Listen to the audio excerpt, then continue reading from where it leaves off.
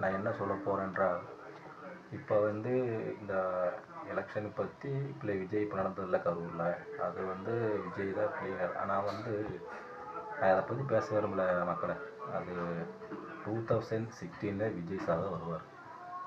இந்த விஜய் சாரை பற்றி பேசுகிறாங்கள சென்னையில் 2 தற்கொலையை, அவங்க டிஆர்பிக்கு வேண்டி அவங்கள வந்து மீடியாக்காரங்க தூக்கி விடுறீங்க. ஒன்றாமதான் இந்த ஃபோன்காரங்க தூக்கி விடுறீங்க.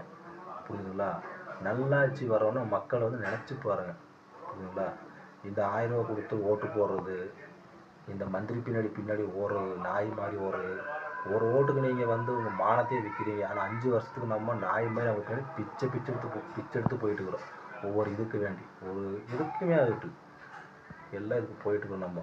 ஏன்னா ஒரு விடிவு காலம் வரோம்னா 2060 வந்து விஜய் சார் கண்டிப்பாக வரணும். ஏன்னா நீங்கள் தான் தீர்மானிக்கணும். மக்கள் கையில் தான் இருக்குது. புரியுதுங்களா? மக்கள் கையில் தான் இருக்குது. யார் வரணும் உங்களுக்கு தெரியும். உங்களுக்கு எந்தெந்த ஊர்லேயே எத்தனையோ நடக்குது மக்களை.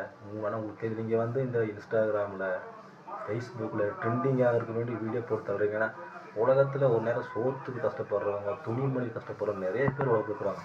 ஆனால் அது உங்களுக்கு தெரிய மாட்டேங்குது. உங்களுக்கு தேவையான பைசா, மணி, துட்டு, இதுதான் உங்களுக்கு பொறுப்பு. யார் ஆட்சிக்கு வரணும்னு நீங்கள் நல்லா நினச்சி பாருங்கள். எந்த ஆட்சியும் வேண்டாம் நம்மளுக்கு.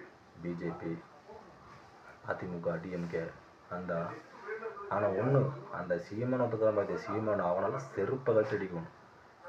2, அந்த விஜய் பற்றி பேசுகிறான் பார்த்தீங்களா, வாய்க்கு பூரா அவங்கள குத்தி அண்டெல்லாம் புடி விழி வீசணும்.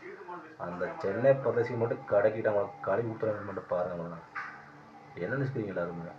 விஜய் சார்னா இலக்காரமா? விஜய் சார் சிங்கம் தான் வரும். இந்த பண்டிகை தான் கூட்டமாக வரும். புரிஞ்சுங்க. பாய்.